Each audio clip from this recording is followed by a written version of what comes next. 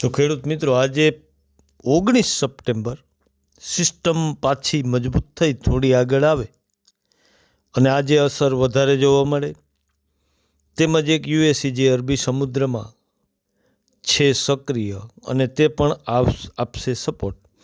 અને ખેડૂત મિત્રો ખાસ તો સાવધાન રહેજો. 24 તારીખે જે બંગાળની ખાડીમાં એક મોટી સિસ્ટમ બનવા જઈ રહી છે, તેની મજબૂતાઈ પણ વધારે છે અને તેનો ઘેરાવો પણ વધારે છે. તો આવતા સમયમાં જે ખેડૂત મિત્રોને મગફળીનું કામ લેવાનું હોય તેને ઝડપથી લઈ લેવા વિનંતી છે.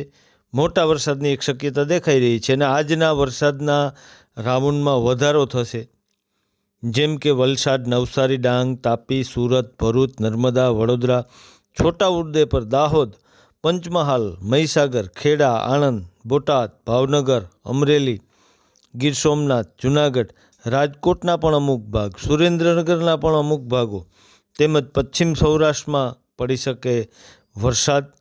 ઠેકડીયો વરસાદ પવન સાથે 5 કિલોમીટરમાં હોય, 5માં નો પણ હોય એવું પણ બની શકે, કડાકા ભડાકા સાથે. કચ્છ તેમજ ઉત્તર ગુજરાતમાં કાલથી અસર વધારે જોવા મળશે. બપોર પછી વધારે અસર આજે જોવા મળશે. તો જે ખેડૂત મિત્રો હોય તેમને ખાસ સાવચેત થઈ જવાનું છે.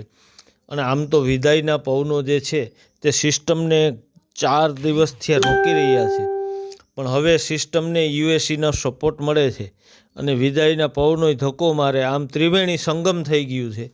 અને સમગ્ર જે વાતાવરણ છે, આજ બપોર પછીથી વાદળો પણ આવી રહ્યા છે, ઘાટા અને મોટા વાદળો.